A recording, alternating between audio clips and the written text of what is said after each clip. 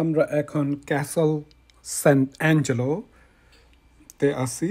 এখানে pop Nicolas the third সর্বপ্রথম এখানে বসবাস শুরু করেছেন এবং উনি একটি গুপ্ত রাস্তা যেটাকে বলা হয়ে থাকে প্যাসেটো ডি বর্গো, যার দ্বারা উনি কানেক্ট করেছেন Vatican City, specially Saint Peter's basilica.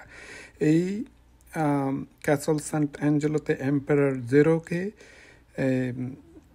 জীবন্ত অবস্থায় এখানে বারিড করা হয়েছিল এবং এখানে ইমপ্রিজনমেন্ট হিসেবে জিওর্ডানো ব্রুনোকে 6 বছরের পর্যন্ত জেল দেওয়া হয়েছিল এবং এটির রূপে আপনারা সেন্ট মাইকেল আর্কেঞ্জেলের মূর্তি দেখবেন।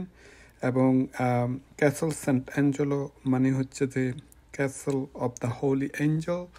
এটি ভিতরে যখন যাবেন তখন দেখতে পাবেন বিগত 2000 বছরে রোমান সাম্রাজ্য কত পরিবর্তন হয়েছে।